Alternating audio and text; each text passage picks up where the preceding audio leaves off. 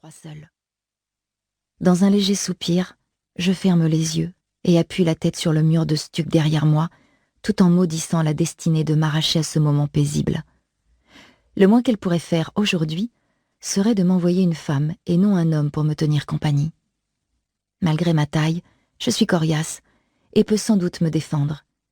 Mais je me sens trop bien en ce moment pour affronter un inconnu, seul sur un toit en pleine nuit. Je ferais sans doute mieux de m'en inquiéter et de me lever, seulement je n'ai aucune envie de partir. Comme je l'ai déjà dit, je me sens trop bien. Je finis par tourner les yeux vers la silhouette accoudée au rebord. C'est bien ma chance. Il s'agit d'un homme. Il a beau se pencher, on voit qu'il est grand. Ses larges épaules créent un étonnant contraste avec cette façon poignante qu'il a de se tenir la tête entre les mains. Et au mouvement de son dos, on devine qu'il pousse de profonds soupirs. Il semble sur le point de piquer une crise. J'ai presque envie de lui parler pour qu'il prenne conscience de ma présence, ou au moins de m'éclaircir la gorge, mais c'est là qu'il se retourne pour balancer un coup de pied dans l'une des chaises de jardin derrière lui. Je frémis quand j'entends les 4 pieds crisser sur le sol, mais apparemment inconscient de ma présence, ce type continue d'envoyer promener la chaise, comme s'il s'exaspérait de la voir chaque fois reculer au lieu de se renverser. Cette chaise doit être en polymère marin. Un jour, j'ai vu mon père heurter avec sa voiture une table en polymère marin qui lui a pratiquement ri au nez. Il y a cabossé son pare-choc sans qu'elle-même ne présente la moindre égratignure. Ce garçon doit comprendre qu'il ne l'emportera pas sur un matériel d'aussi grande qualité, car il finit par s'arrêter, les poings serrés le long du corps. Pour tout dire, je l'envie un peu.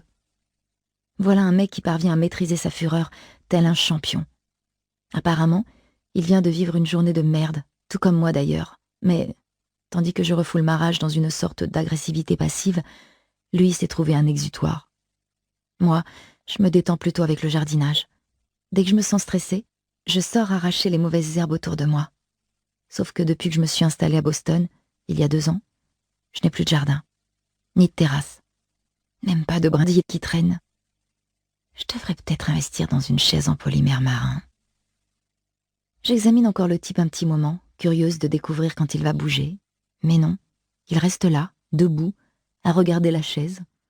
Ses mains se sont détendues, remontées sur les hanches. Là, je constate que sa chemise ne lui va pas, du moins pas autour des biceps. Ailleurs, ça passe. Mais il a vraiment des bras énormes. Il se met à fouiller dans ses poches, puis, dans ce qui ressemble à un nouveau geste de défoulement, il allume un joint. J'ai 23 ans. J'ai fini l'université. Et il m'est arrivé de m'offrir 1 ou 2 moments de calme détente. Je ne vais pas juger ce type qui éprouve le besoin de fumer en solitaire, sauf qu'il n'est justement pas seul, et qu'il ne le sait pas. Il tire une longue taffe, puis en regagnant le rebord, m'aperçoit. Soupire. Quand nos regards se croisent, il s'immobilise. Il n'a pas l'air choqué du tout, mais pas amusé non plus. Il se trouve à environ 3 mètres de moi.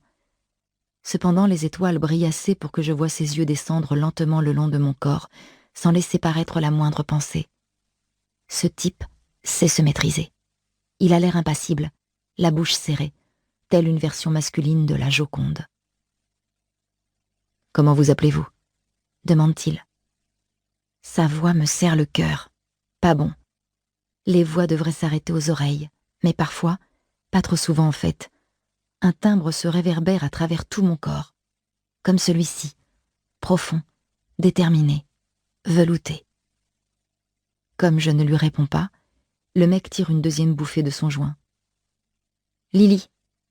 dis-je alors. Je déteste ma voix. Elle me semble trop fragile pour seulement atteindre ses oreilles à cette distance, alors pour ce qui est de se réverbérer à travers son corps. Il hausse légèrement le menton, penche la tête vers moi. « Vous voulez bien descendre de là, Lily ?»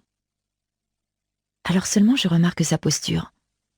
Il se tient tout droit face à moi, si ce n'est rigide, comme s'il avait peur que je tombe.